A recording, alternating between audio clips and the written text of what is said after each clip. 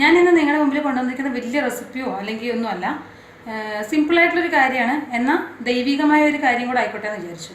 തൈപ്പൂയോ അല്ലേ, അപ്പോൾ കുറച്ച് പഞ്ചാമൃതമാവാമെന്ന് വിചാരിച്ചു. പഞ്ചാമൃതം എന്ന് പറയുന്നത് 5 അമൃതുകൾ കൂടി ചേർന്ന സംഭവമാണ്. അതിൽ മെയിൻ ഇൻഗ്രീഡിയൻസ് എന്ന് പറയുന്നത് ശർക്കര, അതുപോലെ ഈന്തപ്പഴം, പഴം, പിന്നെ തേന്, നെയ്യ്. ഈ 5 അമൃതുകൾ കൂടി ചേർന്നാണെന്നാണ് പറയുന്നത്. ബാക്കി നമ്മൾ ആഡ് ചെയ്യുന്ന എല്ലാ ഇൻഗ്രീഡിയൻസും എന്ന് പറഞ്ഞു കഴിഞ്ഞാൽ ടേസ്റ്റ്, ഫ്ലേവറൊക്കെ ഇൻക്രീസ് ചെയ്യാനായിട്ട് നമ്മൾ ആഡ് ചെയ്യുന്ന സാധനങ്ങളാണ്. ശരിക്കും മെയിൻ ആയിട്ടുള്ള 5 അമൃത്. അതുപോലെ തന്നെ മുരുകൻ പഴത്തിന് വേണ്ടി പിണങ്ങിപ്പോയിട്ടാണല്ലോ പഴനിയിൽ ചെന്ന് താമസാക്കിയത്. അതുകൊണ്ടല്ലേ പഴനിയിൽ പഞ്ചാമൃതം കൊടുക്കുകയൊക്കെ ചെയ്യുന്നത്. അപ്പോൾ അതുപോലെ എല്ലാ വർഷവും മകരത്തിൽ തൈപ്പൂയ സമയത്ത് നമ്മൾ പഞ്ചാമൃതം ഉണ്ടാക്കിയിട്ടാണ് പൂജിക്കുന്നതെന്നാണ് ഒരു കൺസെപ്റ്റ്. അതിൻ്റെ ഭാഗമായിട്ടാണ് ഞാൻ ഈ വീഡിയോ ഇവിടെ കാണിക്കുന്നത്. അല്ലാത്തവർക്കും ഉണ്ടാക്കാം കേട്ടോ, ഹിന്ദുസിന് മാത്രമേ പറ്റുള്ളൂ എന്നൊന്നുമില്ല. ട്രൈ ചെയ്ത് നോക്കാം. നമുക്കൊരു പഞ്ചാമൃതം ഉണ്ടാക്കാം. എന്തായാലും തൈപ്പൂയൊക്കെ അല്ലേ, അതുകൊണ്ട് ഞാൻ ആ റെസിപ്പി ഉണ്ടാക്കാനായിട്ടുള്ള മെയിൻ ഇൻഗ്രീഡിയൻസ് എന്താണെന്ന് പറയാം. പഴമാണ് അതിൻ്റെ മെയിൻ ഇൻഗ്രീഡിയൻറ്റ്. എനിക്ക് പാളയംകോടൻ പഴം കിട്ടിയില്ല, അതുകൊണ്ട് ഞാൻ കുറച്ച് പൂവൻ പഴമാണ് മേടിച്ചിരിക്കണേ. പാളയംകോടൻ പഴം കിട്ടുന്നവർ അത് വെച്ച് ചെയ്യാം, റോബസ്റ്റ പഴം വെച്ചും ചെയ്യാം. അപ്പം മെയിനായിട്ട് പാളയംകോടനാണ് ബെസ്റ്റ്. അല്ലാതെ ഏതെങ്കിലും പഴം കിട്ടണമെങ്കിലും ചെയ്തോളൂ. ഇതിലൊരു 3/4 കിലോ പഴം ഞാൻ എടുത്തിട്ടുണ്ട്. അതിനൊപ്പത്ത് ഞാനൊരു 1/2 കിലോ ശർക്കര ചീകി എടുത്തിട്ടുണ്ട്. ഓക്കെ, ചീകിയോ പൊടിച്ചോ എങ്ങനെ വേണമെങ്കിൽ എടുക്കാം. ഇതിലൊരു 1/2 കിലോ ശർക്കരയുണ്ട്.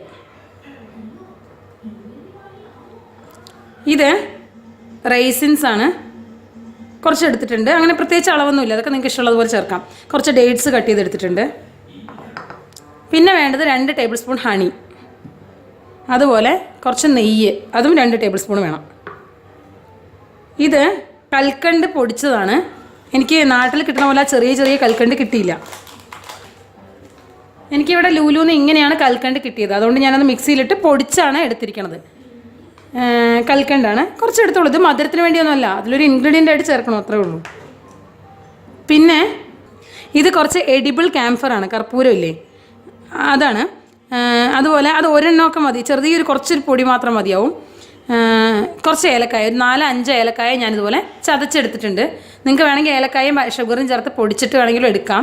ഇവിടെ ഏലക്കായുടെ ആ തോളൊക്കെ കിട്ടിക്കഴിഞ്ഞ് കഴിഞ്ഞാൽ കഴിക്കില്ല, അതുകൊണ്ടാണ് ഇങ്ങനെ എടുത്തിരിക്കുന്നത്. ഇതൊക്കെയാണ് നമ്മുടെ ഇൻഗ്രീഡിയൻസ്. ഇതിലൊന്നും കുക്ക് ചെയ്യാനൊന്നും ഇല്ല കേട്ടോ, നമുക്ക് നേരെ കുഴച്ചുണ്ടാക്കുന്ന സാധനമാണ്. കൈയൊക്കെ നല്ല വൃത്തിയായിട്ട് കഴുകിയിട്ട് വന്നിട്ട് നമുക്കിത് എങ്ങനെ ഉണ്ടാക്കാൻ നോക്കാം. നമ്മുടെ നാട്ടിലൊക്കെ ഉണ്ടല്ലോ ഓട്ടുരുളി ഇല്ലേ, അതിലാണ് ചെയ്യുക. നമുക്ക് പഴമൊക്കെ തോലി കളഞ്ഞ് ഇതിലേക്ക് ചേർക്കാം. വീട്ടിൽ ചെയ്യുന്ന സെയിം റെസിപ്പി ആട്ടോ ഞാനിവിടെ ഫോളോ ചെയ്യുന്നത്. വീട്ടിൽ കൈ കൊണ്ട് കുഴച്ചിട്ടാണ് ഇത് ചെയ്യുന്നത്. അതേസമയത്ത് ഒരുപാട് ദിവസത്തേക്ക് എടുത്തു വയ്ക്കാനൊന്നുമല്ല, തൽക്കാലത്തേക്ക് ഇപ്പോൾ വെറുതെ കഴിക്കാനായിട്ട് നമുക്ക് ചെയ്യാമല്ലോ. അപ്പോൾ ഞാൻ എൻ്റെ വീട്ടിൽ ചെയ്യുന്ന സെയിം റെസിപ്പിയാണ് ഫോളോ ചെയ്യുന്നത്. കൈ ചേർക്കാൻ താല്പര്യമില്ലാത്തവർക്ക് വേണമെങ്കിൽ മിക്സിയിൽ അടിക്കാം. പക്ഷേ അങ്ങനെയുള്ളത് എന്താ വെച്ചാൽ അധിക ദിവസം എടുത്തു വെച്ച് കഴിഞ്ഞാൽ പെട്ടെന്ന് കേട് വരും. ഇതൊക്കെ കാലങ്ങളായിട്ട് എടുത്തു വയ്ക്കുകയെന്നൊക്കെ ചെയ്യുന്നത് നാട്ടിലൊരു പൂജാവിധി പ്രകാരമൊക്കെ ചെയ്യുന്നില്ല, നമ്മൾ പഴനിയിലൊക്കെ കിട്ടുന്നതല്ലേ. അപ്പോഴത്തേക്ക് കഴിക്കാൻ കുറച്ച് മാത്രം മതി എന്ന് പറഞ്ഞ് ഉണ്ടാക്കണവരാണെങ്കിൽ നിങ്ങൾക്ക് കൈ കൊണ്ട് കുഴയ്ക്കാതെ മിക്സിയിലിട്ട് അടിച്ചോ ഹാൻഡ് ബീറ്റർ വെച്ച് ബീറ്റ് ചെയ്തൊക്കെ എടുക്കാം. നമ്മൾ ആദ്യം ഈ പഴം ഒന്ന് കുഴച്ച് ഒരു പരുവത്തിലാക്കി എടുക്കണം, കുറച്ചൊന്ന് മാഷ് ചെയ്ത് സെറ്റാക്കണം. അതിനുശേഷം മാത്രമേ ബാക്കി ഇൻഗ്രീഡിയൻസ് ചേർക്കുള്ളൂ. ഓക്കെ, അപ്പോൾ പഴം ഒന്ന് നല്ലപോലെ കുഴച്ചെടുക്കണം. ഇത് കണ്ടോ, ഇപ്പോൾ ഇങ്ങനെ ഒരു മിക്സ് ആയില്ലേ. ഇത് പോരാട്ടോ, ശരിക്കും പറഞ്ഞാൽ കുറച്ചുകൂടെ ചെയ്യാനുണ്ട്. പക്ഷേ നമുക്ക് ശർക്കര ചേർത്തിട്ട് ബാക്കി കുഴയ്ക്കാം. ഇനി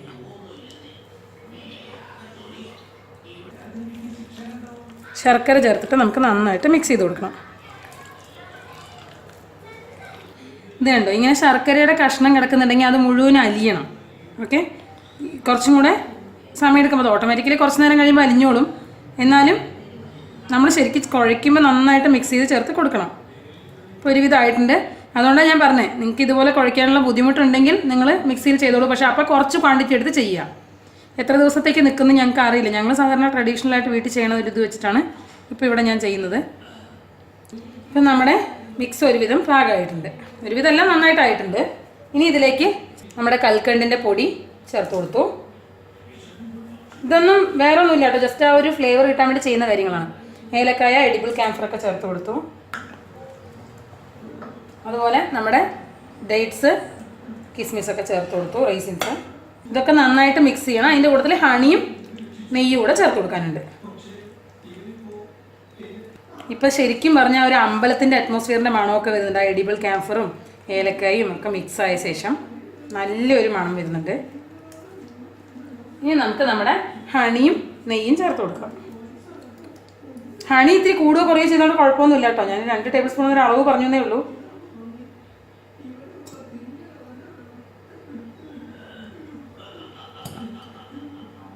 നാട്ടിലൊക്കെ വീട്ടിലുണ്ടാക്കിയ നെയ്യൊക്കെയാണ് ചേർക്കുക.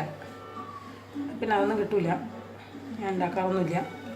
നാട്ടിലുള്ളപ്പോൾ ഞാൻ ഉണ്ടാക്കുമായിരുന്നു. ഇതിപ്പോൾ ഒരു 2 ടേബിൾ സ്പൂണ് നെയ്യുണ്ട്. കഴിഞ്ഞു. ഇതെല്ലാം കൂടെ നന്നായിട്ട് മിക്സ് ചെയ്ത് കൊടുത്താൽ നമ്മുടെ പഞ്ചാമൃതം തയ്യാറാവും.